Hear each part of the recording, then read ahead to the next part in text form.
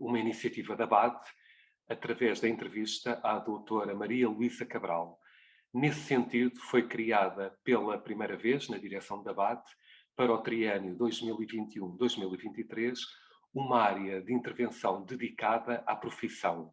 Para tal, constituiu-se uma comissão técnica para a profissão, composta por cerca de 10 profissionais, que iniciaram várias linhas de ação, nomeadamente o estudo para identificar e caracterizar os profissionais da informação em Portugal, a reformulação e criação de novos conteúdos na área da profissão no portal bad.pt, a redação de notícias sobre a profissão, a criação do programa de mentoria e do espaço no portal bad.pt, Somos Profissão, com testemunhos de associados.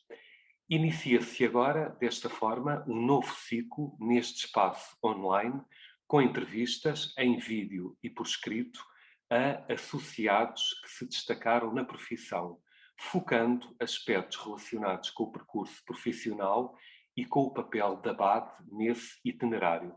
Deste modo, pretende-se narrar a história de vida de distintos profissionais que criaram e pertenceram a esta associação, com quase 50 anos, que foi sendo construída pelas iniciativas e decisões destes associados. Cara professora, antes de iniciarmos esta entrevista, para além de, em nome da BAD, querer agradecer da forma imediata e entusiástica como aceitou este convite, gostaria de dizer o orgulho e a honra que sinto por poder efetuar esta entrevista, recordando com muita admiração, estima e amizade o período no longínquo biênio de 2004-2006, em que tive o privilégio de ser seu aluno no CECID, na Faculdade de Ciências Sociais e Humanas da Universidade Nova de Lisboa. Muito obrigado. Professora, a primeira questão que, em nome da BAD, gostaria de colocar é a seguinte. Possui um vasto e conhecido percurso profissional no mundo das bibliotecas, iniciado em 1971 no Serviço de Cegos da Biblioteca Nacional de Portugal, altura em que começou a frequentar o curso de arquivista bibliotecário. Que recordações guarda deste período? Boa noite. Boa noite a todos. Boa noite especial para si, Paulo. Agradeço mais uma vez o convite que me foi feito e vou tentar responder, enfim, não será muito sucintamente porque são muitos anos de vida, e tenho aqui umas notas à minha frente que é para não me perder, está bem? Ora bem, eu comecei a trabalhar no serviço para cegos da Biblioteca Nacional exatamente no mesmo mês em que começou o estágio de preparação técnica de arquivistas, bibliotecários e documentalistas. Portanto, fazia gravações, leitura, portanto em voz alta, gravações para os cegos,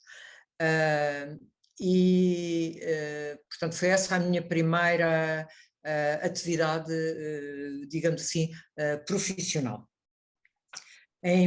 Estamos a falar de 1971, nessa altura a preparação dos bibliotecários ocorria na Universidade de Coimbra, era um curso, digamos assim, com um currículo tradicional, e foi criado em Lisboa um estágio de preparação técnica que dependia do Ministério da Educação, da Direção-Geral dos Assuntos Culturais, e esse estágio foi uma experiência, constituiu uma experiência com um currículo diverso de Coimbra, era um currículo nomeadamente que já tinha qualquer coisa de automatização, informatização, nem se pensava nisso, mas já tinha qualquer coisa de automatização, e esse curso, portanto aquele que eu frequentei, julgo não me enganar, foi o segundo curso,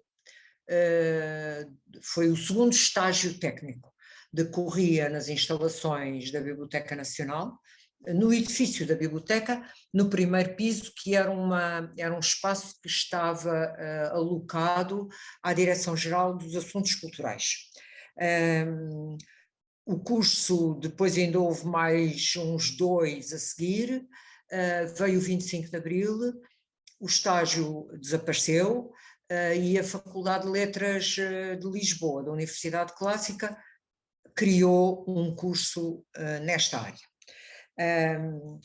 O estágio, este estágio, os professores deste estágio eram maioritariamente bibliotecários da Biblioteca Nacional, lembro-me de vários.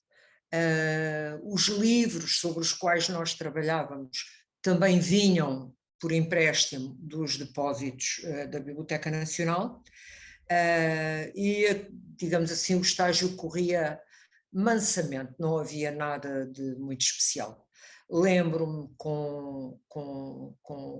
acho que tem muito interesse referir isto, nós, a determinada altura do curso, tivemos uma cadeira, cujo título não me lembro, dada pela doutora Rosalina Cunha, que era a bibliotecária principal da Fundação Calouste Gulbenkian. Ela dava-nos as aulas num centro de pedagogia que a Fundação tinha do outro lado da Avenida de Berna, num edifício ali grande, de esquina, e lembro-me da doutora Rosalina, a determinada altura, ficar completamente assustada com a nossa ignorância em muitas áreas. E, portanto, ela, para não, enfim, não causar problemas, dava-nos a matéria dela, respondia-nos a todas as dúvidas, portanto, nós aproveitávamos a disponibilidade dela para acertar agulhas e para perceber a matéria, e explicava-nos, acabava por entrar nas áreas de outros professores, mas era uma coisa, digamos assim, discreta, que nós agradecíamos profundamente, porque se não fosse a doutora Rosalina, o desastre teria sido completo. Portanto, lembro-me que portanto, a biblioteconomia, a vertente de biblioteconomia decorria na Biblioteca Nacional e a vertente de arquivística decorria na própria Torre do Tombo, portanto em São Bento. Decorria ali ou decorria no Arquivo dos Feitos Finos, que é ali numa ruazinha perto da Praça das Flores. Eram as arquivistas, era a doutora Teresa Acabado, a doutora Francisca, a famosa doutora Francisquinha, e a doutora Maria José Leal. Portanto, foram as 3 que nos acompanhavam. Foi muito interessante esta parte do estágio, porque nós dávamos as aulas nas instituições, portanto íamos aprendendo, muitas de nós, como eu, por exemplo, nunca tinha trabalhado na função pública, portanto eu não fazia a mais pequena ideia como era a máquina da função pública. E o facto do estágio decorrer nas próprias instituições, fomos percebendo como é que a máquina era pesada, como é que a máquina funcionava, quais eram os problemas. Essa parte foi muito interessante. O estágio decorreu sem grandes novidades, e para além de uma reivindicação que fizemos ao ministro Veiga Simão, uma vez que ele nos foi visitar, porque o decreto que constituía o estágio previa que o estágio seria remunerado. E nós, ao fim de alguns meses de estágio, nem se falava no assunto. E, portanto, nós reclamámos junto do ministro Veiga Simão, e o estágio, a determinada altura, passou mesmo a ser remunerado e com retroativos a partir de outubro de 71. Pronto, isto acho que é importante notar. Não tenho assim mais nada sobre esta pergunta. Professora, qual a percepção que nessa época existia da profissão de bibliotecário? Qual a percepção que os bibliotecários tinham da sua profissão? E, por último, passo a repetição, qual era a percepção que os bibliotecários achavam que as pessoas tinham deles? Portanto, numa frase, qual a valorização da profissão à época? Eu, sinceramente, acho que a profissão não era muito valorizada, não é? Os bibliotecários eram muito vistos como meros executantes de umas normas e de uns princípios que se aplicavam ao manuseamento dos livros para nos entendermos, quando o volume é muito grande, mas a profissão não era muito valorizada. Não me lembro de sentir isso. E lembro-me com clareza que as pessoas escolhiam muito a profissão porque as pessoas gostavam de livros, não é? Portanto, achavam que era interessante, gostavam de livros, era interessante tratar dos livros. Na altura, estamos a falar de 71, o curso começou em 71, acabou em 73, e nós estamos a falar de uma época em que se começou a valorizar muito o papel dos documentalistas. E achava-se que os documentalistas é que eram a chave para esta profissão. Isso dos bibliotecários era uma coisa um bocadinho arcaica, já para não falar nos arquivistas, que estavam lá metidos com os papéis. E o que é o futuro deste grupo eram os documentalistas. Esses é que trariam muito fulgor e muito brilho à profissão. Esta é a percepção geral que eu tenho. Não havia de facto os bibliotecários eram poucos, estavam muito associados ao curso de Coimbra. Coimbra era muito tradicionalista, quer dizer, a imagem de Coimbra, dos estudantes de Coimbra, tudo aquilo. Portanto, nós não escolhíamos a profissão porque a profissão nos poderia dar coisas formidáveis. Não me parece que fosse isso. A gente escolhia a profissão, gostava de livros, gostava também de uma profissão, um exercício de profissão um bocadinho tranquilo, não é? E as pessoas estão nas bibliotecas e nos arquivos, a ideia é que a tranquilidade reinava. Portanto, essa é assim a imagem que eu tenho da profissão. Professora, concluído o curso de arquivista bibliotecário em fevereiro de 1973, em janeiro do ano seguinte, começa a carreira de bibliotecária no Instituto de Alta Cultura, no mandato do ministro Veiga Simão, que já referiu. Trabalha como bibliotecária-chefe no Instituto Nacional de Investigação das Pescas entre 1962 e 1985, ano em que chega a subdiretora da Biblioteca Nacional de Portugal, funções que desempenha até 1992, sendo responsável pela criação e gestão da Base Nacional de Dados Bibliográficos, POR-BASE. Quais foram os grandes problemas, desafios e oportunidades com que se deparou no exercício dessas funções? É uma pergunta com uma resposta muito longa. É de facto uma resposta muito longa. Portanto, eu em 71 comecei a trabalhar na biblioteca, não é? No serviço de cegos, era um departamento muito especial.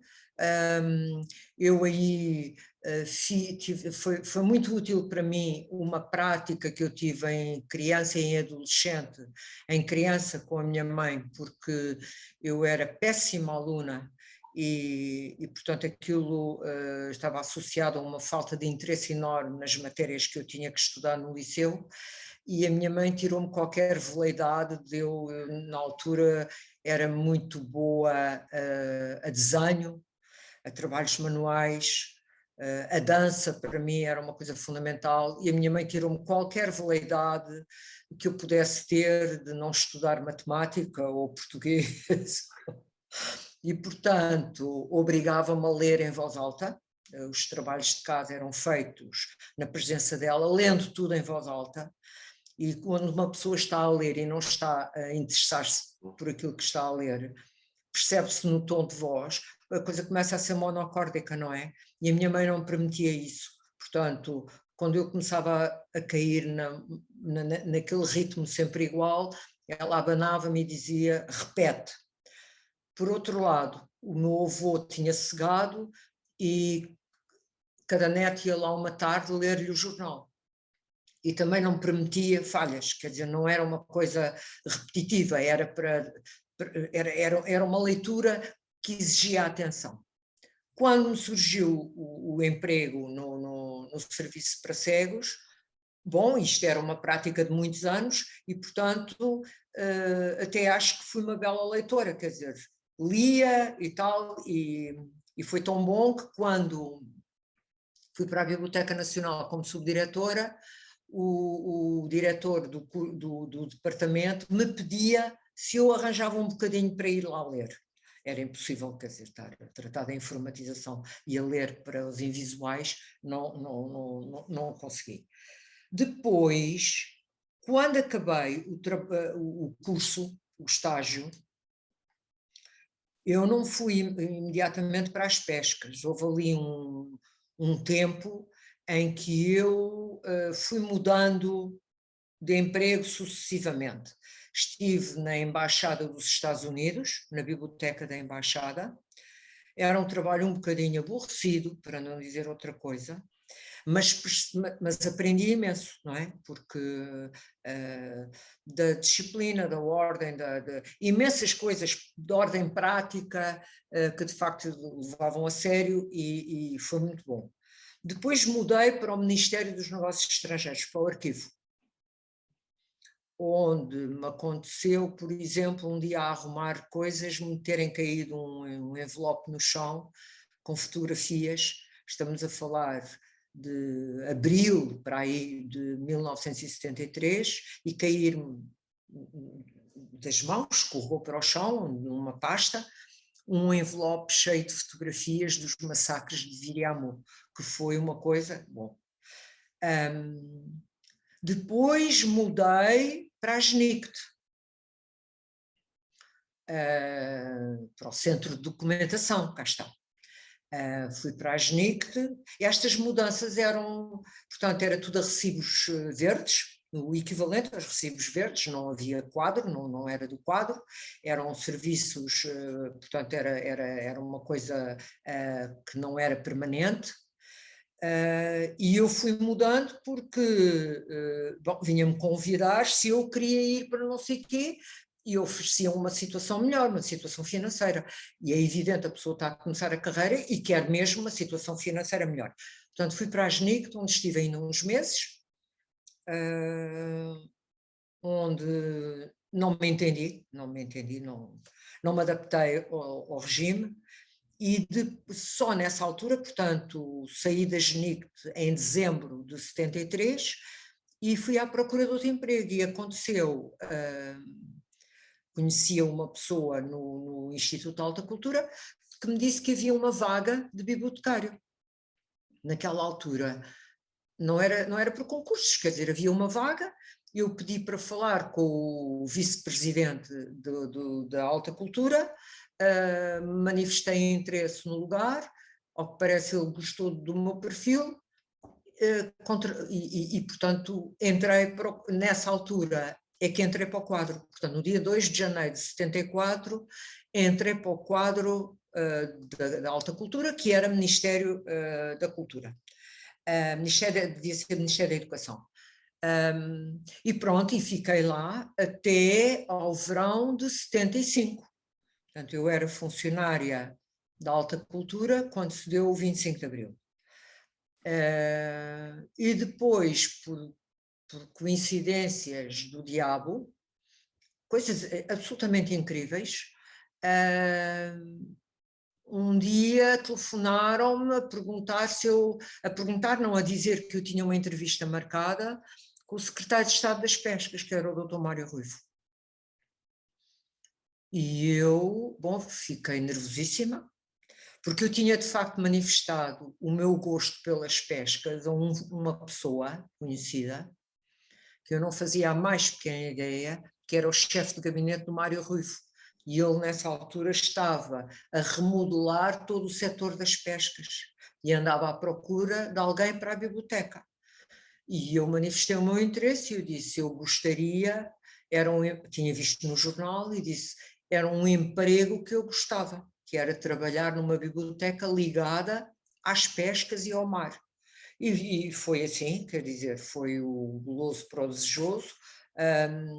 Fui à entrevista, o Mário Ruivo, pelos vistos, gostou de mim, e publicou um despacho a nomear-me bibliotecária das pescas. Era assim uma coisa, eu percebo que hoje é um bocadinho extravagante, mas isto não obedeceu a cunhas, não obedeceu a nada. Era assim. E, portanto, passado para aí um mês, eu recebi um telefonema da mesma pessoa que me disse: vou-te ler o despacho de nomeação.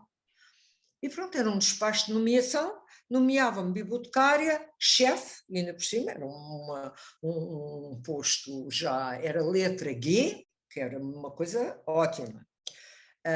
E nas pescas. E fiz a mala, despedi-me do Instituto de Alta Cultura e passei para as pescas. Pronto, onde estive 10 anos, praticamente, e de cuja biblioteca guardo as melhores recordações. Foi, de facto, um período magnífico. No meio desse, quase no final desses 10 anos, portanto, em 83, fui fazer o mestrado em gestão de bibliotecas em Inglaterra. E quando voltei, tive uma recepção, digamos, fria, entre aspas, nas pescas, na biblioteca.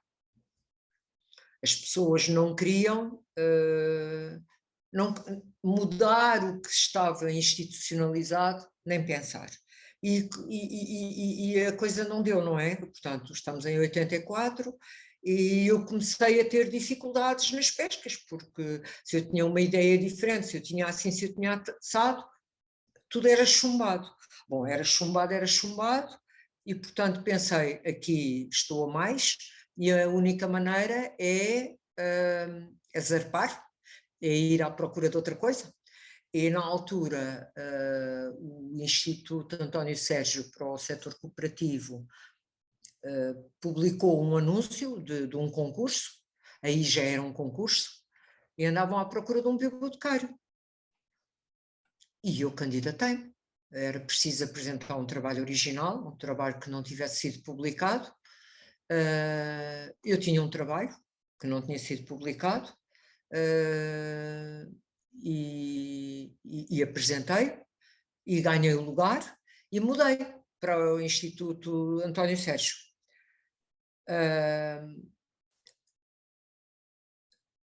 Entretanto, portanto, estamos a falar de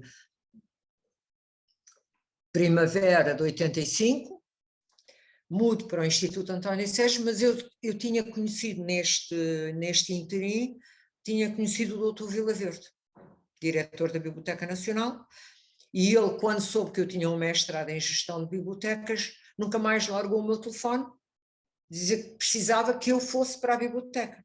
Bom, quer dizer, depois seguiu-se um período muito difícil, porque eu tinha acabado de entrar para o Instituto António Sérgio, e o Dr. Vila Verde telefonava-me todos os dias para o emprego, a perguntar coisas para a gestão da Biblioteca Nacional.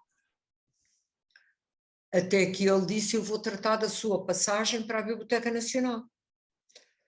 E eu disse: não faça isso, eu vim para aqui por concurso, ganhei o concurso, e agora pego na trouxa e mudo. Não me parece uma coisa muito bem, não me parecia muito bem, eu não estava muito para aí virada.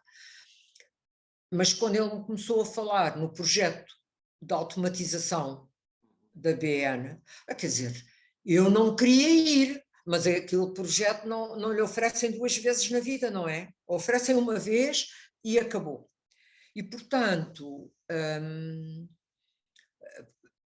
eu fiquei assim, expliquei ao presidente do António Sérgio que estava neste embaraço, que não sabia muito bem o que é que havia de fazer, e o presidente do António Sérgio foi de uma franqueza total, e ele disse: olha, vamos fazer assim, o diretor da Biblioteca Nacional quer que você vá para lá, e eu não quero que você vá.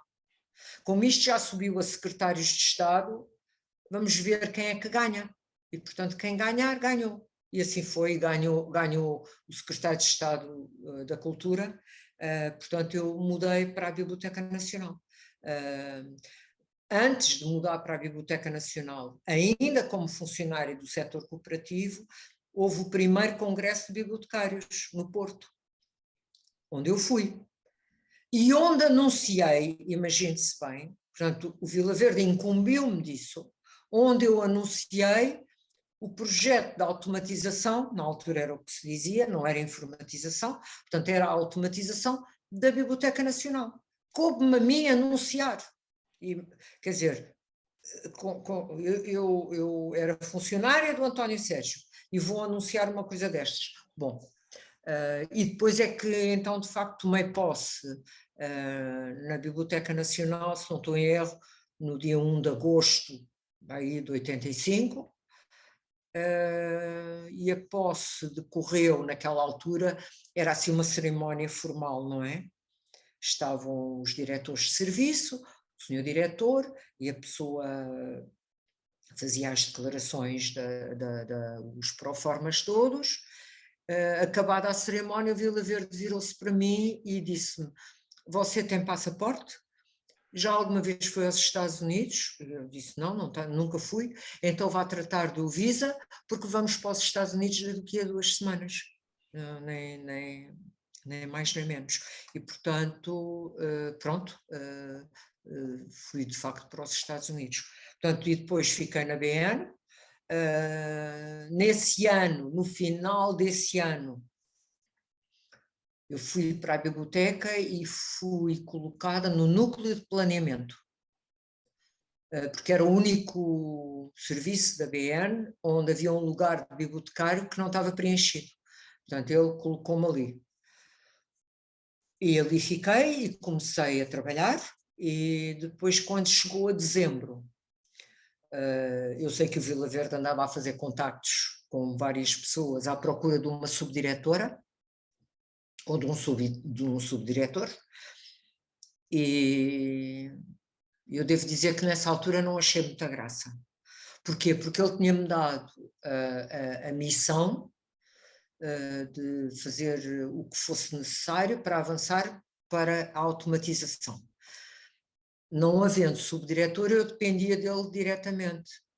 Se ele arranjasse um subdiretor, eu já deixava de ter acesso ao senhor diretor. E, portanto, e eu tinha aprendido na gestão em Inglaterra que era a pior coisa que me podia acontecer, era ter um intermediário. E, portanto, aguardei com calma a ver o que é que ia acontecer.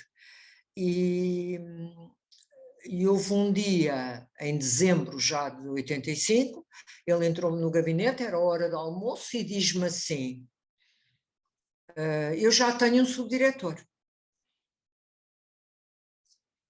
Eu estava a trabalhar e ele diz: eu já tenho um subdiretor.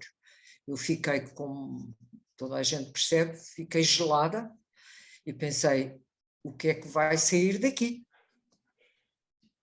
E disse-lhe: já. Devo ter dito com ar muito amarelo, mas, enfim, ele tinha toda a liberdade para o fazer, e eu disse-lhe: sim, então e quem é? E ele disse: é você. E eu disse: sou eu. Sim, estive a pensar, é a melhor pessoa. Olha, eu agora estou com muita pressa, vou almoçar, e depois à tarde a gente fala mais um pouco deste assunto. Eu sei que depois ele fez a proposta à Teresa Patrício Gouveia, que era a secretária de Estado da Cultura, que levou a proposta ao ministro, que era o ministro João Deus Pinheiro, e que o João Deus Pinheiro terá dito um diretor Cabral e agora a subdiretora Cabral, mas eles são parentes, República das Bananas. Não, ficou esclarecido que não éramos parentes, era uma pura coincidência, e pronto, e é assim que eu chego a subdiretora, não é? Em dezembro de 85. Agora, quais foram os grandes problemas? Os problemas, houve dificuldades técnicas, não é? Como seria de esperar. Dentro da biblioteca e fora da biblioteca. Fora da biblioteca, porque não havia nenhuma biblioteca em Portugal automatizada. A única biblioteca que tinha um computador era a Biblioteca do Banco de Portugal, do nosso colega Luís Filipe Abreu. Era a única biblioteca. Mas faziam fichas a partir do computador, quer dizer, os computadores não trabalhavam em rede, não estavam ligados, portanto o computador era uma ferramenta modernaça que tinha substituído a máquina de duplicar do Sr. Ginja, não é? Portanto, não, era o que havia. Não havia mais nada. E, portanto, fora da biblioteca, era um verdadeiro susto. Dentro da biblioteca havia muito know-how em matéria de biblioteconomia, é um facto. Os meus colegas que estavam na biblioteca, regra geral, sabiam da matéria, mas não estavam predispostos à automatização, não é? Portanto, esse não foi um trabalho fácil. Convencer as pessoas de que nós tínhamos uma oportunidade única nas mãos e que podíamos avançar foi, eu acho, a dificuldade maior. Havia pessoas que eram intocáveis, não é? Intocáveis. Que elas diziam, os departamentos delas, as divisões delas, onde eram chefes, ninguém entrava. Portanto, era um bocadinho à moda antiga. E isso era muito complicado. Portanto, quando me pergunta aqui os desafios, eu posso lhe dar o exemplo. O diretor não estava em Portugal, porque ele, entretanto, tirou uma sabática e foi para os Estados Unidos. E eu fiquei com a análise da biblioteca nas mãos, a direção das bibliotecas nas mãos, e o enfrentar a resistência era comigo. E a determinada altura já não havia dúvidas que o projeto ia avançar e fez-se uma reunião, convoquei uma reunião com todos os técnicos superiores da biblioteca, porque me pareceu que era oportuno dar a conhecer a todos os técnicos quais eram as intenções da direção. E lembro uma sala de conselho da Biblioteca Nacional apinhada de técnicos, tudo sentado, tudo a ouvir. Portanto, eu expliquei que íamos avançar para a informatização, não havia para a automatização, na altura não se falava em informatização, para a automatização, e portanto não havia dúvidas, não havia quês, era aquilo. E só tive 2 perguntas, nunca mais me vou esquecer. Uma era uma pergunta e uma, quer dizer, eram ambas perguntas e ambas dúvidas. Uma é se eu não achava mais sensato esperar pela nova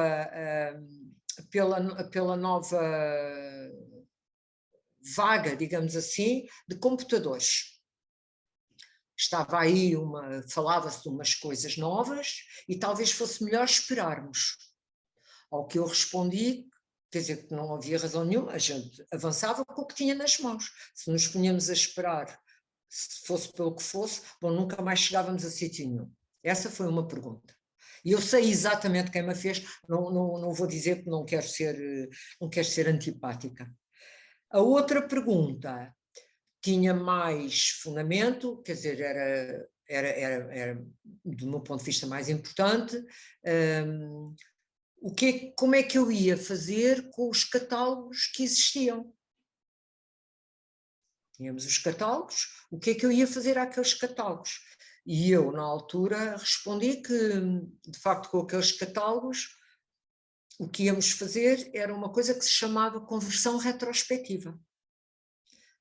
Eu lembro-me que tinha lido uns artigos, ninguém estava a fazer conversão retrospectiva, naquela altura era só teoria, percebe, de revistas, não havia mais nada, mas era o que havia, e eu respondi, vamos para a conversão retrospectiva, expliquei o que era, e a reunião acabou, eu fiquei com o menino nos braços, portanto, vamos avançar neste ambiente. E pronto, eu não sei se aqui nestas notas que eu tenho aqui à minha frente,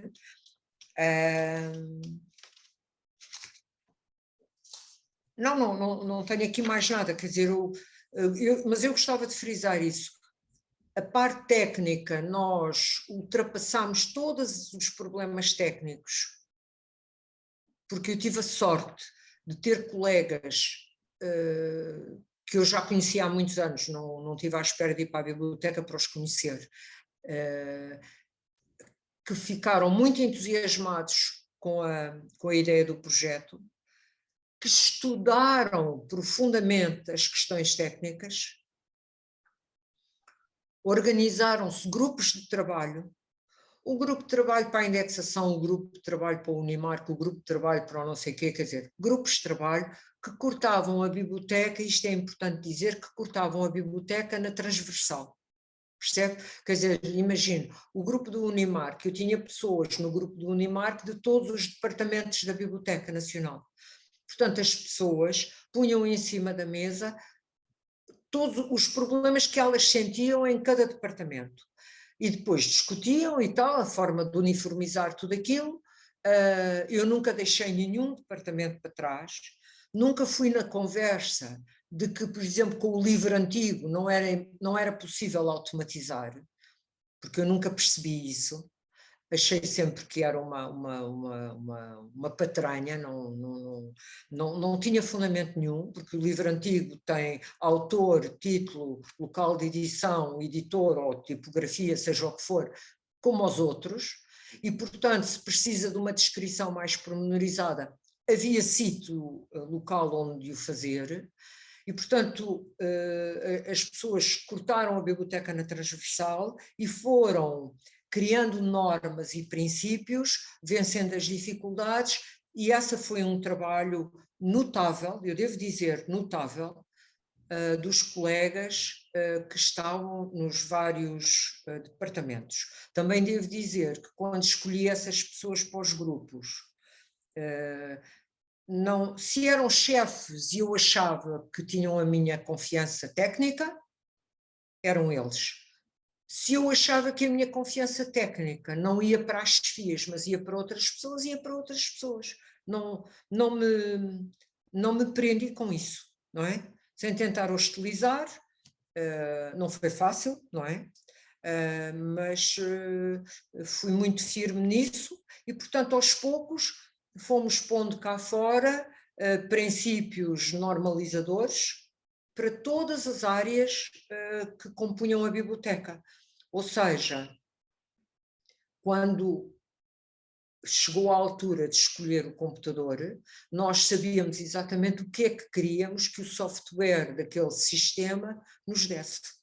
Percebe? Portanto, tínhamos as perguntas e as respostas para tudo. Portanto, depois foi relativamente fácil, mas portanto, eu digo que convencer e mobilizar as pessoas foi a parte mais dura. Tá? Muito obrigado pelo testemunho notável, impressionante.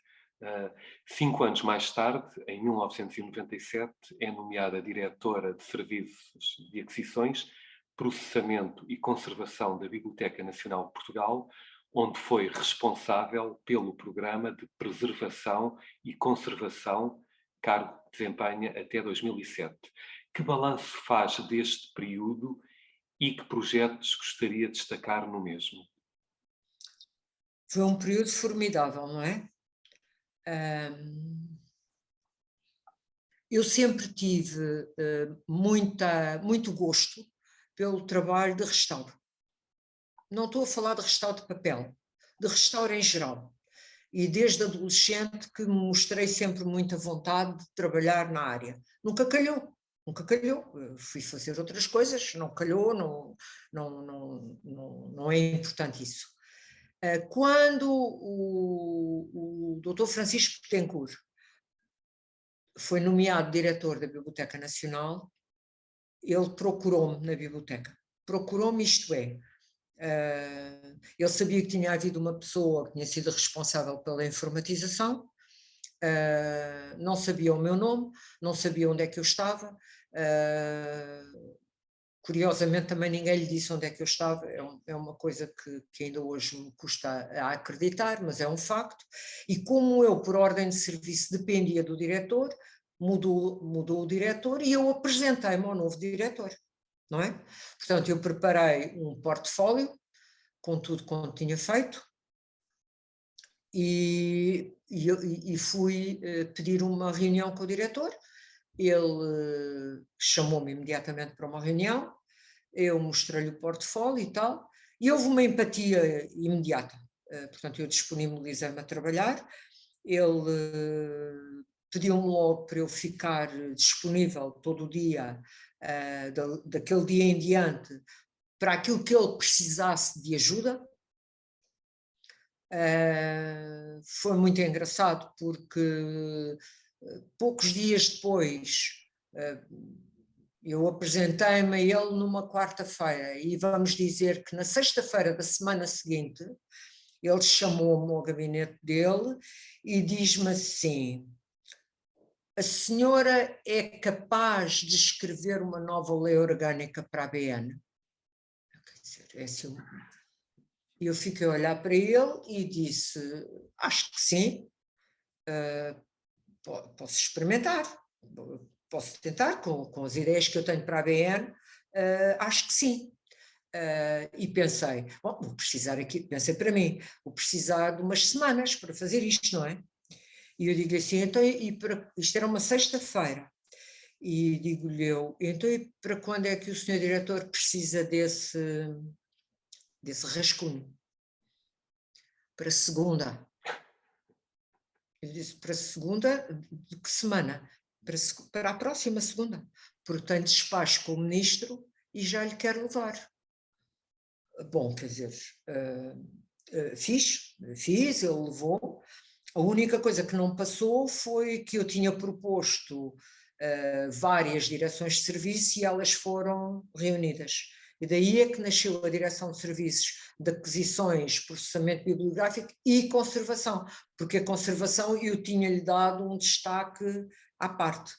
Mas ficou junta e depois, quando chegou a altura dele nomear os diretores de serviço, convidou-me para aquela direção de serviços. Eu aceitei,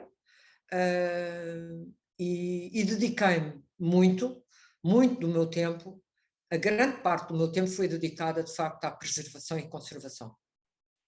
Também só pude fazer isso porque eu na parte biblioteconómica tinha uma colega, chefe de divisão, a Gina Rafael, a quem eu dei carta branca completamente, porque eu precisava de ficar mais livre daquele lado para poder olhar para a preservação. Pronto, e a preservação, toda a parte de conservação e restauro já existia, o departamento, a divisão existia, tinha equipamento, mas estava, no meu entender, muito mal organizada, muito mal aproveitada, as pessoas estavam muito mal aproveitadas, havia pessoas com cursos técnico-profissionais em conservação e restauro que estavam soberbados com tarefas administrativas, portanto arranjei um funcionário administrativo para fazer as tarefas administrativas e o pessoal que tinha formação técnica, específica, laboratorial, apliquei-o no laboratório. Foi uma experiência única, porque melhorámos as instalações, modernizámos o equipamento, reformulámos a encadernação, abrimos concursos de encadernação, de higienização da torre, portanto, e de todos os livros, fizemos alguns projetos, algumas intervenções que ficaram, que marcam a história da BN, foram intervenções que foram reconhecidas internacionalmente, por exemplo, os Birds of America do Audubon, ou o manuscrito do Amor de Perdição, que veio do Brasil e foi restaurado na Biblioteca Nacional, ou a Tora de Rabo de Peixe. Quer dizer, há assim algumas peças e, portanto, as pessoas empenharam-se imenso. Tive a possibilidade de contratar muitos conservadores, restauradores, portanto, pessoal com formação superior, a Escola de Conservação e Restauro, e chegámos, entre conservadores e encadernadores, a ter 40 pessoas. Era um departamento que produzia, no início, com o Francisco Betancourt, ele deu-me absoluta carta branca, e devo dizer que houve uma altura, o dinheiro que nós tínhamos do PIDAC para o departamento, só na Biblioteca Nacional, era mais dinheiro do que todos os departamentos de conservação e restauro dos museus, todos portugueses. Imagine a concentração de dinheiro que havia naquela casa. Pronto, e fizemos de facto, foi um momento absolutamente formidável. E mudámos o sistema de limpeza, de higienização, de desinfestação, porque até aí a desinfestação era com produtos letais, acabámos com isso, passámos a fazer por anóxia, portanto sem nenhum, não representa nenhum perigo para as pessoas. Pronto, e de facto modificámos a biblioteca nessa área. Foi um período maravilhoso, maravilhoso, maravilhoso. Não sei se respondi, Paulo. Sim, sem dúvida, muito obrigado. Passamos agora para a sua ligação à ABAD. Que razões a levaram a aderir à ABAD? O que encontrou quando se associou?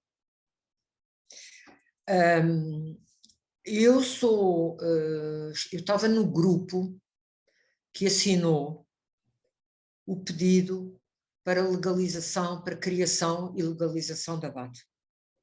Portanto, estamos a falar, se eu não estou em erro, em 72, naquela altura não se podia formar uma associação só porque as pessoas assim o queriam. Era preciso ter a autorização da PIDE. E, portanto, nessa altura, pediram-me se eu estava disponível para assinar o papel, e eu assinei, era o número 23, e como número 23, assim, fiquei sócia da ABAD. Portanto, eu não aderi mais tarde à ABAD, sou da leva inicial. Eu reparei que no site da ABAD esta história não está contada com todos os detalhes, e devia estar, primeiro porque os documentos existem com certeza no arquivo da ABAD, e depois porque é justo e razoável que seja mencionado, porque em 72, hoje parece uma coisa muito simples, mas em 72, quando a gente dava um nome para uma coisa destas, a gente não sabia muito bem no dia seguinte como é que a gente ia acordar, não é? Se nos batiam à porta às 6 da manhã a dizer: a senhora vem connosco para as instalações da António Maria Cardoso para prestar declarações, quer dizer, era um risco e as pessoas arriscavam. E, portanto, estão nessa lista, eu lembro-me de várias pessoas, não me lembro de todas, para ser franca, eu não me lembro de todas. Lembro-me de várias pessoas, mas vocês no site da BAD não estão todas, estão 3 ou 4, que foram de facto as primeiras, tudo bem, mas depois faltam as outras todas, e deviam estar, e devia ser explicado. Devia ser explicado porque era muito, percebe, era muito marcante. A gente entrava na função pública, tinha que fazer uma declaração anticomunista. Depois, para ter uma associação, tinha que se submeter à PIDE. Não podia reunir-se quando queria. Essas coisas marcavam as pessoas. Portanto, era uma luta técnica e era uma luta política, de certa maneira, porque as pessoas tinham que ter a coragem de dizer: não, isto está errado e a gente quer modificar o sistema. E, portanto, eu acho que a BAD devia olhar para o site e completar, pôr lá mais informação. Portanto, eu fui sócia da BAD desde o princípio, dei muitos cursos, eu não sei quantos, mas quer dizer, perdi a conta, desde 75 até não sei quando, não parei de dar cursos. Estive ligada ao Boletim da BAD, mas depois a certa altura havia coisas que me magoaram profundamente, que me magoaram muitíssimo, Paulo. E, portanto, eu, a certa altura, achei que chegava, porque eu não fiz nenhum mal à Abade, mas eu, de facto, não acatava, não era uma pessoa de acatar tudo só por acatar, não é? E isso criou muita fricção, e eu, a certa altura, acho que a Abade, no boletim da Abade, saiu uma notícia sobre a minha pessoa que eu achei muito deselegante, e fiquei muito triste. Portanto, escrevi para a Abade e disse: não contam mais comigo, e afastei-me. Pronto, mas não tenho nada contra a Abade. E acho que a associação que é fundamental, porque eu acredito que as associações de cidadãos, profissionais, culturais, seja o que for, são muito importantes para a democracia. E, portanto, e por isso estou a colaborar com a Abade, porque se eu tivesse muita zanga contra a Abade, quando me mandaram a carta, eu tinha respondido que não. Não é? Professora, se me permite, esse momento tenso entre a professora e a direção da Abade, que vai levar a que se tenha desfiliado num desses momentos. Em que ano é que aconteceu, recorda-se? Foi em 2013. 2013. Professora, se me permite também... No final de 2013, Se me permite, diga. em relação a algumas omissões quanto à história da Abade, sobretudo no Sim. início, está a ser produzido um livro sobre a história da Abade, portanto, que será apresentado brevemente. Ótimo. E, portanto, penso que vai ser muito importante nesse sentido. Acho que sim, acho que sim. Professora, também foi dirigente de organizações internacionais, Sim, de sim. bibliotecas, nomeadamente a IFLA, a LIBER, dirigiu publicações periódicas dessas associações e organizou reuniões internacionais das mesmas. O que nos pode dizer sobre essas experiências? Eu, quando comecei a ir à IFLA, a primeira vez que fui à IFLA foi com a Maria José Moura, a Chicago, em agosto de 1985. E não me esqueço digamos assim, da introdução que ela me fez à IFLA. E depois percebi rapidamente que era importante a Biblioteca Nacional fazer-se representar na IFLA. E, portanto, comecei uma luta desenfreada para estar presente nas secções que eu achava que eram mais importantes para a Biblioteca Nacional. E aos poucos fui empurrando os meus colegas, nomeadamente a Fernanda Campos, o João Gonçalves, para irem para setores-chave, onde era importante estar presente, conhecer outras pessoas, outras bibliotecas e trazer novidades para casa. Portanto, o primeiro embate na IFLA foi muito duro. Porquê?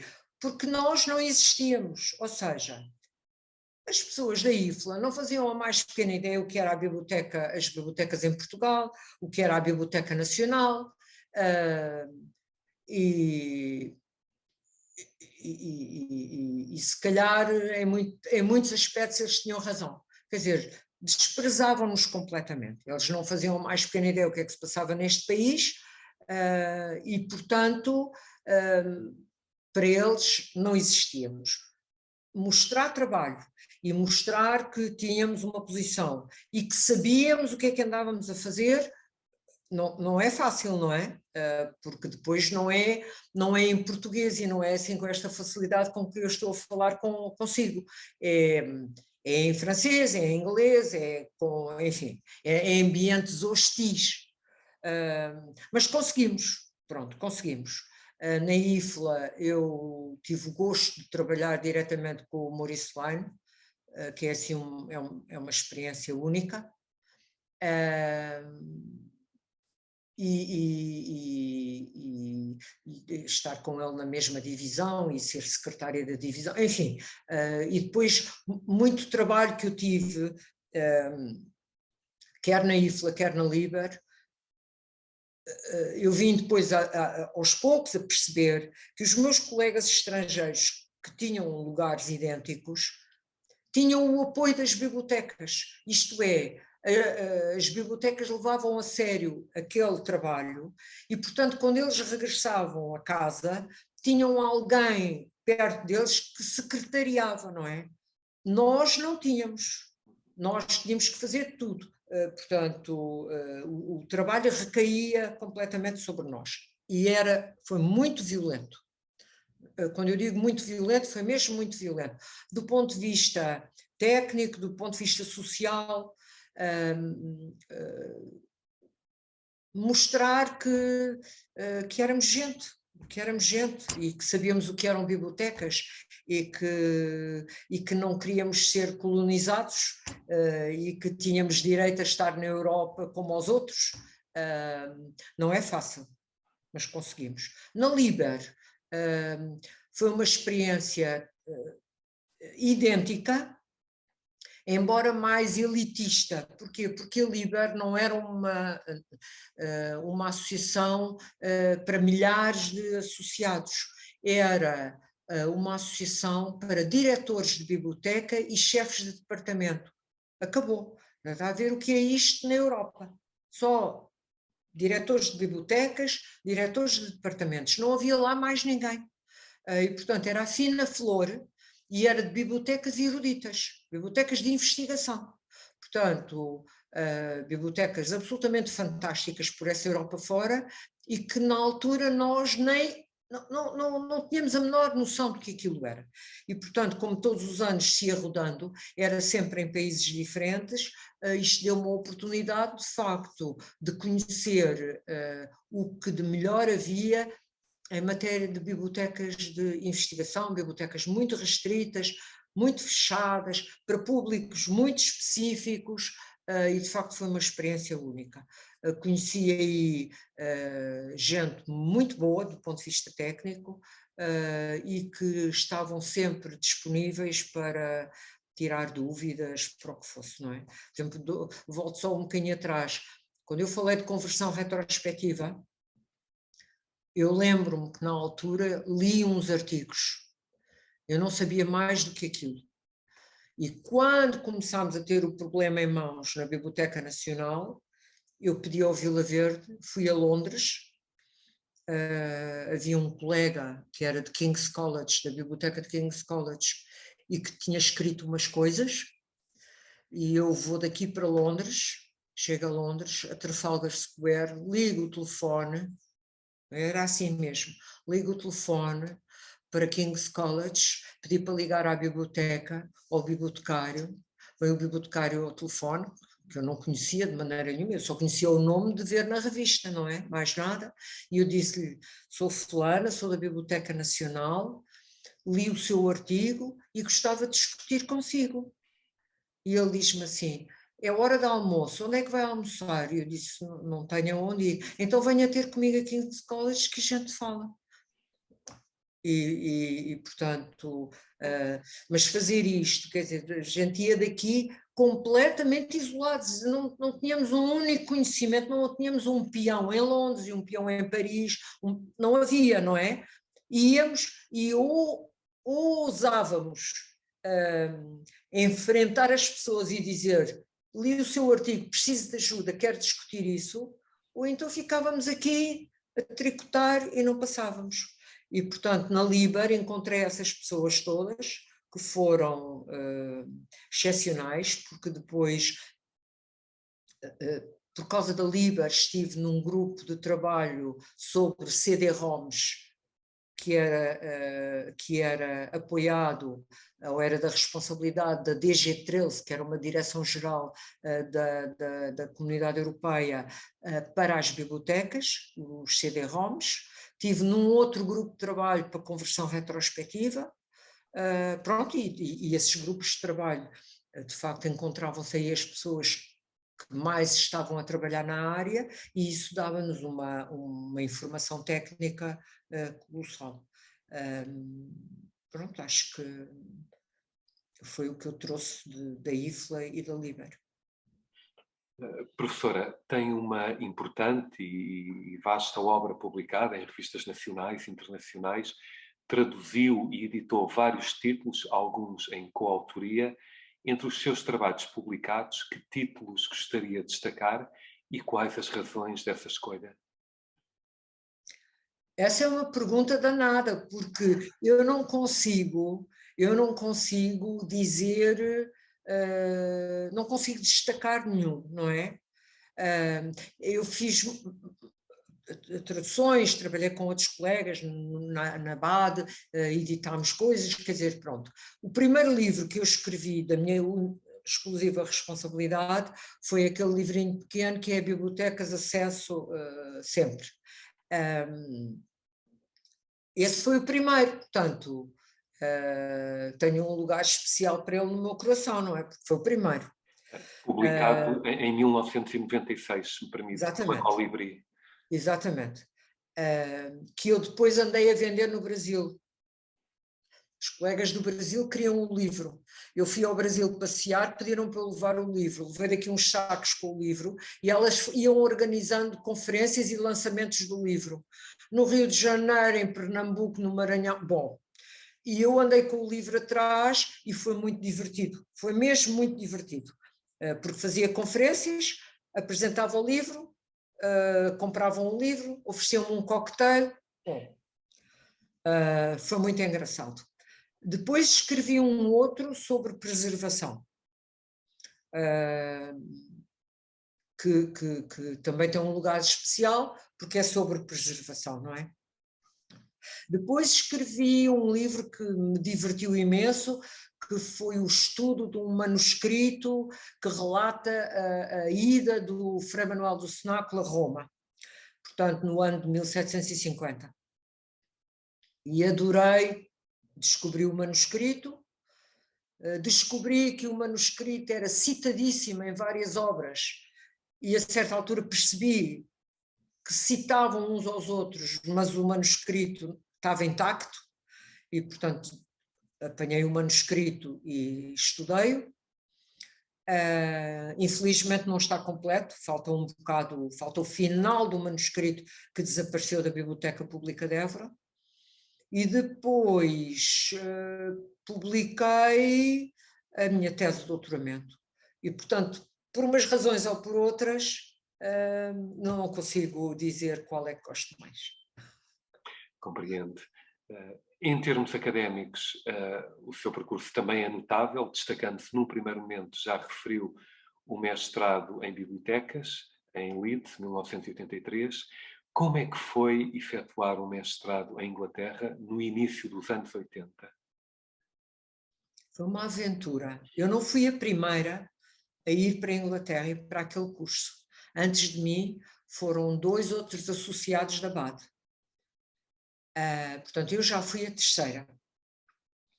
Fazer exatamente o mesmo curso de gestão de bibliotecas. Não é um curso de bibliotecas, é gestão de bibliotecas.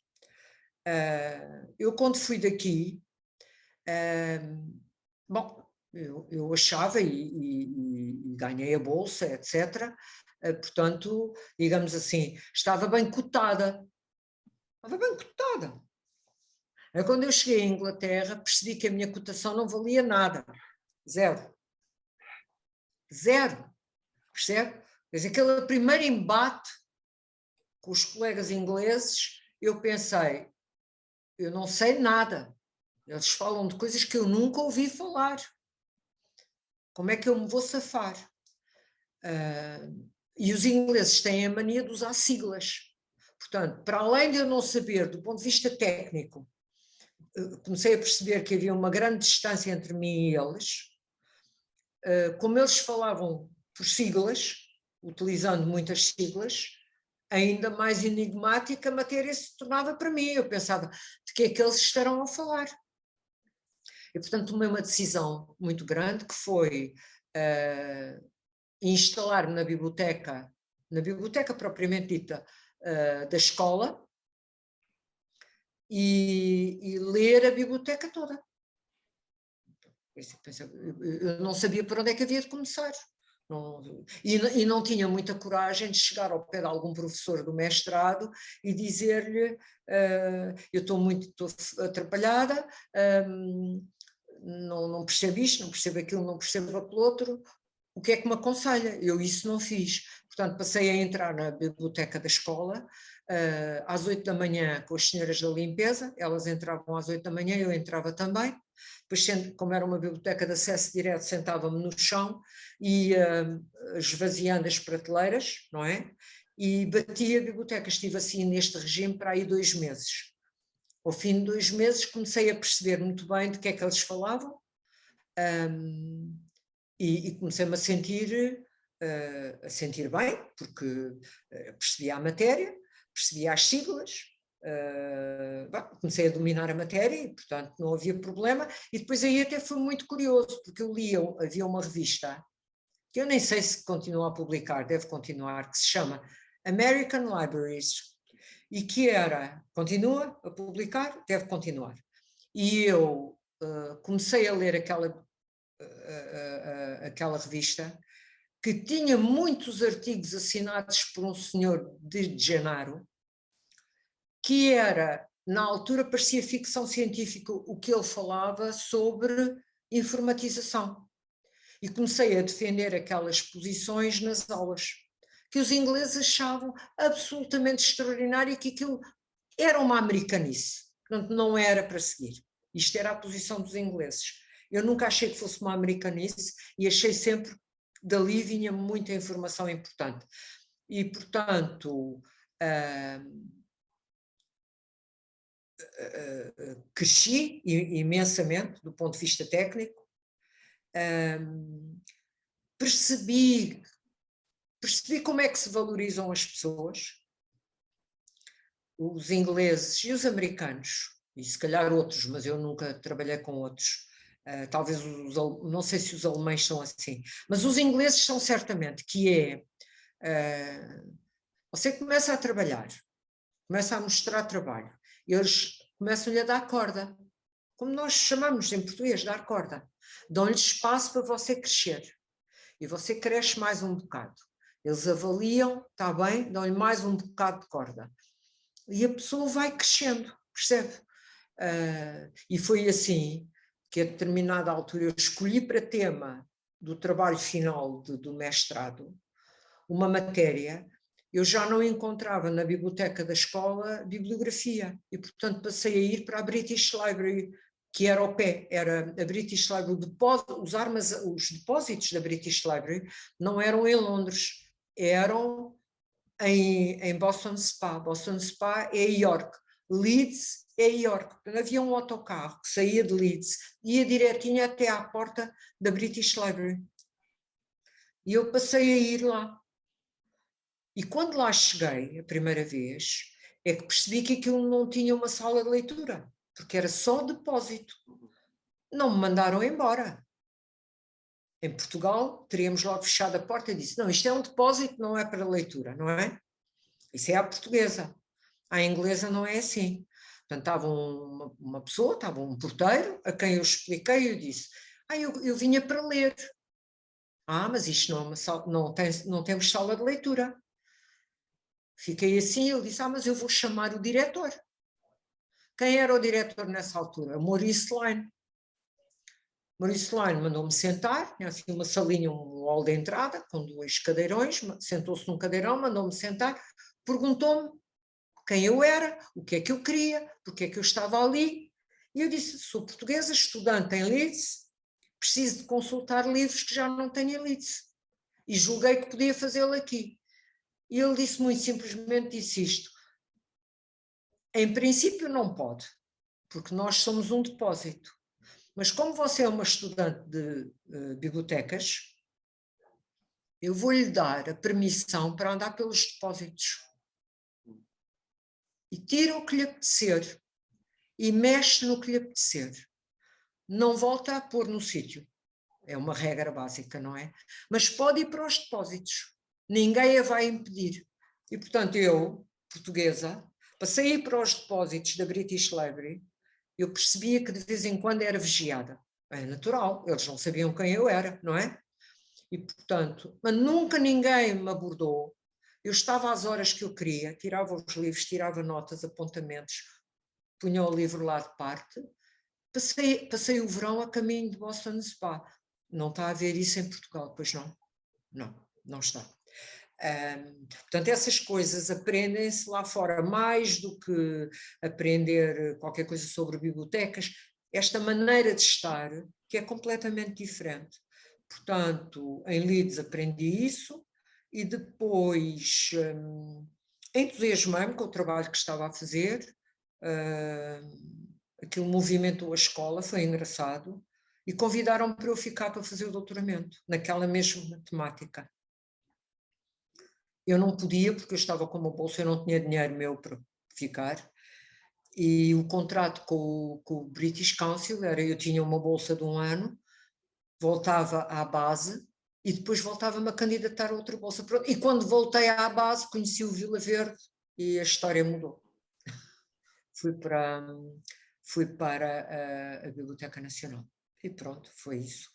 Depois, mais tarde, quando eu volto, em 2007, eu já estava farta de ser chefe de serviço, diretora de serviço. E, portanto, a minha comissão ia terminar, era já a 4ª comissão, ok, eu já estava pelos cabelos. E, portanto, porque passou a ser um papel muito administrativo, não dava tempo à pessoa a dedicar-se às coisas técnicas, e eu já estava farta daquilo tudo, e portanto avisei o diretor da Biblioteca Nacional que não me ia candidatar, e que a partir daquela data, quando terminasse aquela comissão, eu queria que eles me dessem trabalho, destinavam-me trabalho, e eu passava a ser uma bibliotecária como os outros, e tinha trabalho, metiam-me num departamento, ou não me metiam em sítio nenhum, fizessem o que quisessem, mas eu estar a dirigir um serviço já não queria. E nessa altura fui à procura para preencher o dia de uma ocupação, e descobri que na Nova ia começar um mestrado sobre património. Eu vi o currículo, achei que aquilo era interessante e inscrevi-me. E foi engraçado, foi uma experiência engraçada, voltar a ser aluna. E depois, os trabalhos que eu fui fazendo, fui puxando ao património bibliográfico, porque o mestrado não era sobre património bibliográfico, era património, não é? Pode ser várias coisas. Eu puxei ao bibliográfico e fui por aí.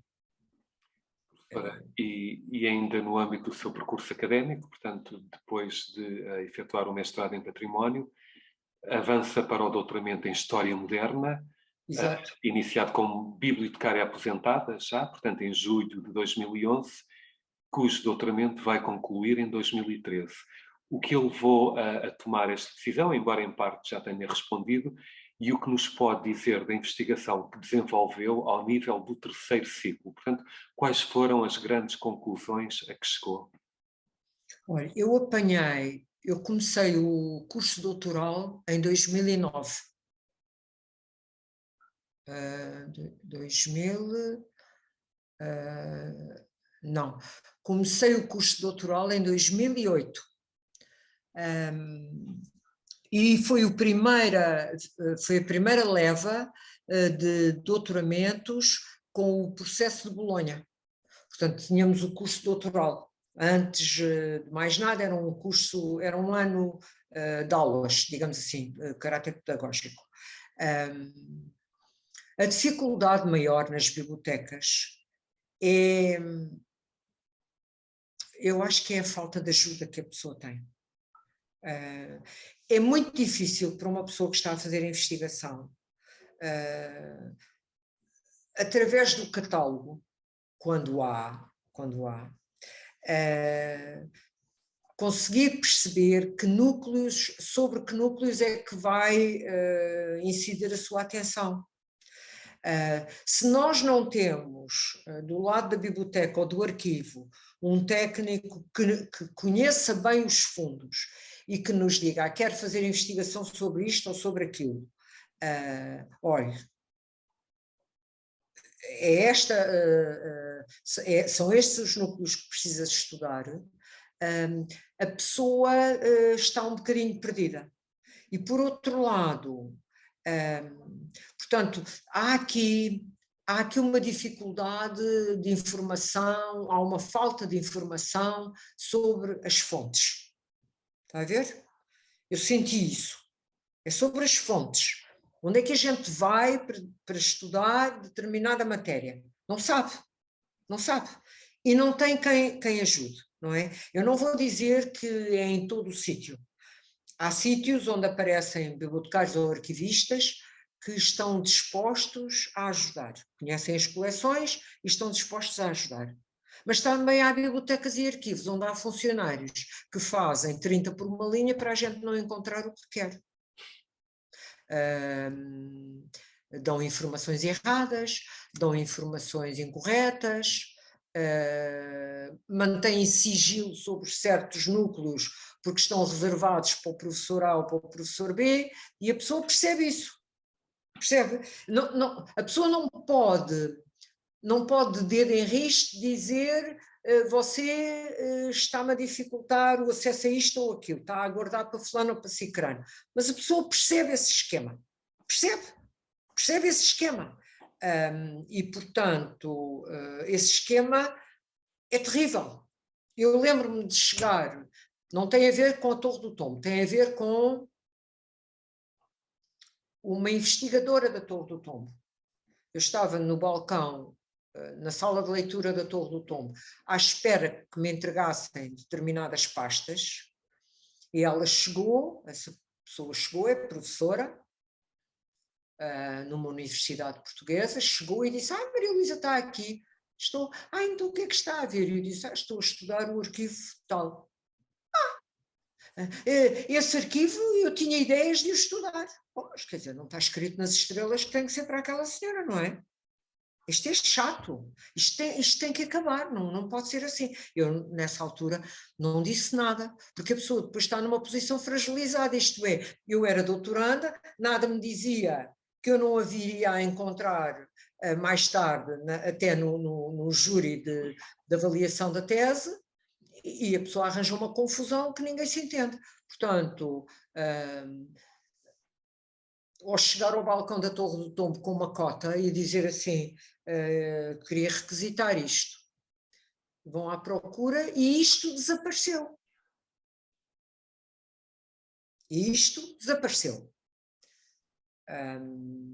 E pronto, e isto desapareceu. Eu escrevi para a Torre do Tombo a dizer que aquilo tinha desaparecido. Respondeu-me o Paulo, nunca recebi resposta. Desapareceu, mas não é a resposta que se dê, não é?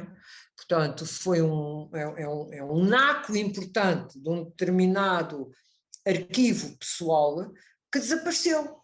Bom, eu sei que na BBN também há coisas que desapareceram com os anos e tal, mas quer dizer, esta situação já melhorou muito, mas ainda tem um longo caminho a percorrer. E essa foi uma dificuldade muito grande, muito grande. A pessoa chegar e só pode ter 2 livros consigo, ou só pode ter assim. Não se faz investigação assim, não é? A gente está com vários documentos, precisa de os comparar e não tem capacidade de lê um documento e fixa, agora dá um e troca e traz outro, e depois a pessoa fica com dúvida, já não sabe onde é que viu o quê, e isso é uma luta constante nas salas de leitura das bibliotecas e dos arquivos, que é a pessoa que quer ter mais material para trabalhar, tem dificuldade, quer ter acesso a certas coisas e a pessoa às vezes, eu reconheço isso, quer dizer, até tem dificuldade em explicar exatamente o que é que quer. Precisa do outro lado, não é? O bibliotecário e o arquivista têm que fazer, traduzir essa ansiedade que o investigador tem e saber e dizer, você quer isto, precisa de utilizar aquilo. Essa articulaçãozinha não está feita. Professora, em paralelo com a sua atividade profissional na Biblioteca Nacional de Portugal, exerceu funções como formadora na área da catalogação, indexação, preservação e conservação, na BAD, entre 1975 e 1998, que também já referiu, e funções docentes na Faculdade de Letras da Universidade de Lisboa, em 1984 e 1985, na Faculdade de Letras da Universidade do Porto, entre 1997 e 2003, do curso de pós-graduação e mestrado em Ciências Documentais da Universidade de Évora, entre 2004 e 2007, e do curso de especialização em Ciências da Informação e Documentação da Universidade Nova de Lisboa, em que tive o prazer de ser seu aluno entre 2005 e 2011. Que balanço faz desta vasta e muito importante experiência docente em universidades de referência de Norte, Centro e Sul de Portugal? E uma segunda questão envolvendo a anterior, tendo em consideração o arco temporal de mais de 35 anos em que desenvolveu a mesma, entre 1975 e 2011, como analisa e interpreta a evolução das ciências documentais à ciência da informação?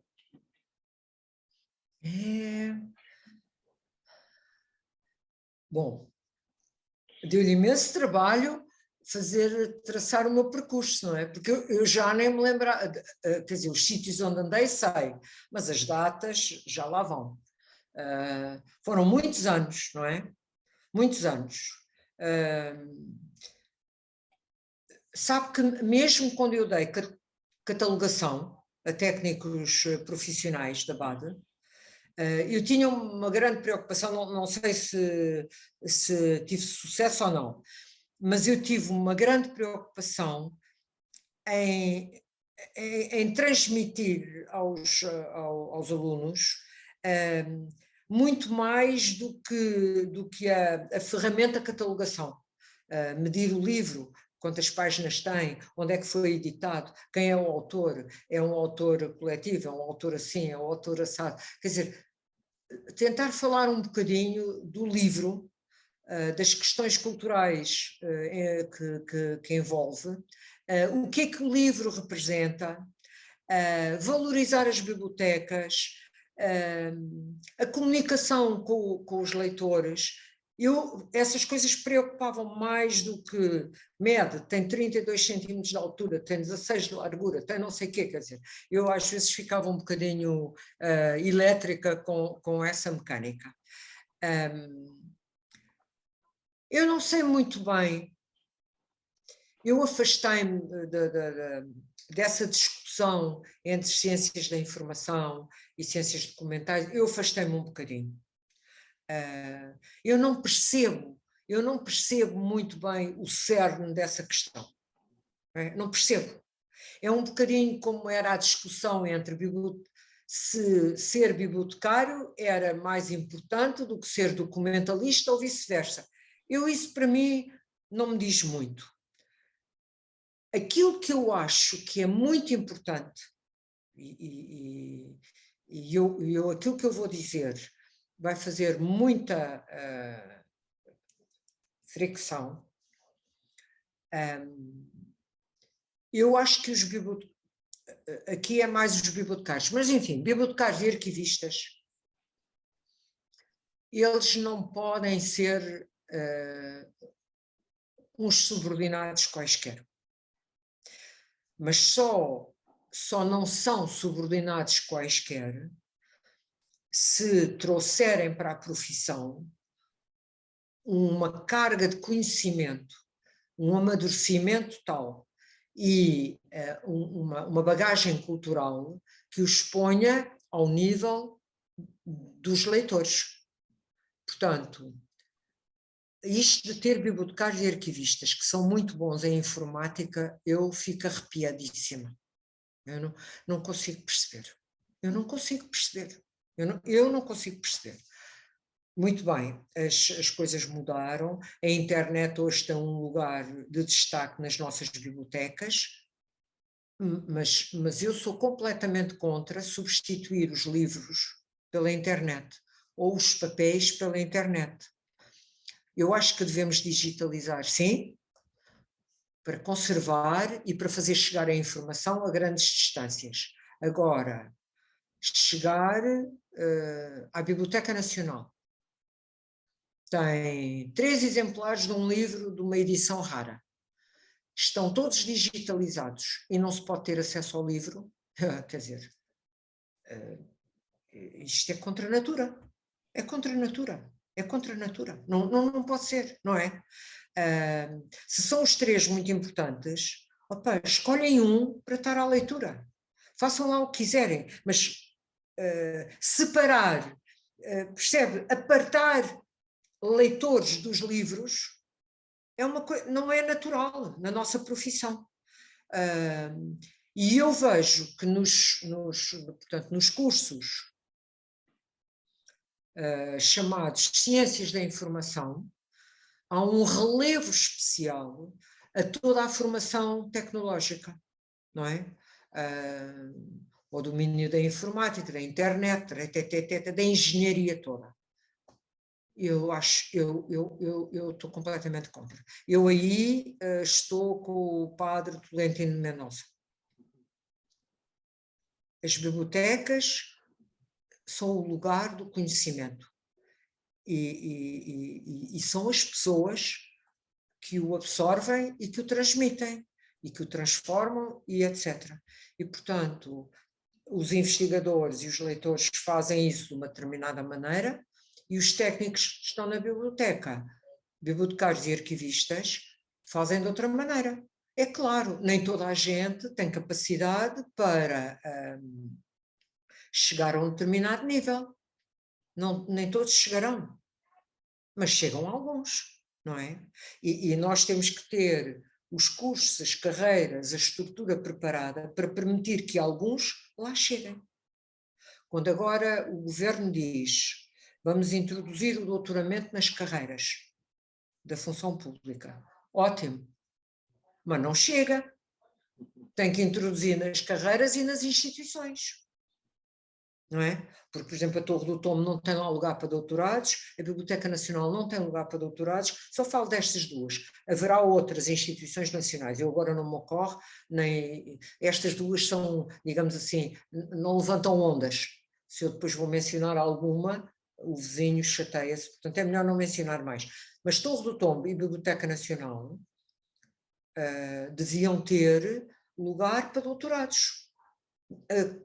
Bibliotecários e arquivistas, e portanto nem todos lá chegam, tem que ser mediante concursos, etc, tudo bem, avaliações, seleções, o que quiserem, mas tem que haver esse lugar, e portanto, em vez de estarmos tão preocupados a dar ferramentas, em termos gerais, informáticas, aos bibliotecários e aos arquivistas, vamos unir os nossos esforços no sentido de valorizar outras facetas. Professora, passando agora para outro assunto, o incontornável, o novo coronavírus SARS-CoV-2 e a Covid-19 provocaram alterações profundas nos serviços de informação em Portugal, desde a organização do trabalho interno ao atendimento aos utilizadores e à comunicação da informação. Tendo em conta a sua extraordinária carreira, quais pensa terem sido os grandes desafios e oportunidades que as bibliotecas e os seus profissionais tiveram de enfrentar neste período tão singular e complexo entre meados de março de 2020 e, de alguma forma, ainda o presente? Eu acho que é o problema da comunicação, percebe? Nós não podemos, por causa da pandemia ou por causa das habilitações curriculares que nos querem dar nas universidades, ficar isolados dos leitores. Não é possível. A nossa profissão é, acima de tudo, de contacto com o leitor, perceber o que ele quer e tentar dar-lhe as ferramentas. Se nós, à pala da pandemia, nos isolamos, Bom, quer dizer, abandonamos completamente os leitores, abandonamos essa vertente, e essa é uma vertente fundamental, a comunicação somada ao conhecimento, e nós temos que nos apurar nessa coisa, fazer crescer o conhecimento, falar, saber falar com quem nos procura, não é? Saber fazer as perguntas certas, saber mostrar a bibliografia, mostrar as fontes, dizer por onde é que a pessoa tem que ir. Eu acho que a pandemia já nos fez sofrer horrivelmente do ponto de vista pessoal, cada um no seu foro privado, não é? Ficámos em casa, não vimos pessoas, quem estava a trabalhar, o teletrabalho, o isolamento durante meses. Pessoalmente acho que é de dizer, chega, basta, não queremos isso, a gente não quer isso, não quer isso. E nas bibliotecas tem que fazer mais contacto com os leitores, não é? As bibliotecas têm de ser de acesso direto, têm que ter belíssimas zonas de referência, tem que haver uma... temos que estimular a comunicação e o contacto entre os profissionais e quem nos procura. Professora, estamos quase a terminar. Considerando o seu longo e notável trajeto na área das bibliotecas, como é que vê o futuro das mesmas em Portugal? Que conselhos gostaria de deixar a quem pretende iniciar-se nesta área profissional? E, finalmente, quais é que pensa serem os grandes riscos, desafios, mas também oportunidades para os seus profissionais? Eu aqui acho que vou repetir um bocadinho o que já disse, não é? Acho que temos que lutar pela valorização dos profissionais. Eu estou completamente em desacordo que as pessoas acabem o ensino secundário e vão logo fazer um curso que lhes dá ao fim do qual recebem um canudo a dizer que são bibliotecários ou que são arquivistas, ou que são cientistas de informação, ou sei lá o quê. Eu discordo desse esquema. Eu acho que a pessoa tem que ter uma formação, seja em que área científica for, não interessa. Pode ser em física quântica e depois quer tornar-se bibliotecário. É ótimo, para as bibliotecas das ciências duras, uma maravilha, não é? É uma maravilha. É uma pessoa com outra preparação. Se a gente baixa a preparação de quem vai fazer, de quem vai trabalhar nas bibliotecas e arquivos, bom, é uma armadilha contra nós próprios, porque os nossos profissionais passam a estar muito mais desqualificados quando recebem um leitor, não é? Não pode ser. Nem todos os bibliotecários e arquivistas estarão à altura de receber um investigador, um professor universitário cheio com muitos anos em cima e muita prática, e nem todos estarão a essa altura. Mas há alguns que podem estar, porque não é exclusivo de quem vai para as universidades, não é? E, portanto, o bibliotecário ou o arquivista, a quem lhe é dado uma régua para as mãos e ficar com uma régua para as mãos, é uma ideia sinistra que não entra na cabeça de ninguém. Eu acho que não entra na cabeça de ninguém, que não podia entrar na cabeça de ninguém, um bibliotecário, por exemplo, ambicionar ser bibliotecário, querer ir trabalhar em livro antigo e não tem conhecimento nenhum das línguas mortas, nomeadamente do latim. Eu pergunto o que é que ele vai fazer com o livro antigo se não souber latim, não é? E, portanto, nós não podemos excluir a aprendizagem do latim. A pessoa quer ir para o livro antigo, muito bem, então tem que saber latim, não é?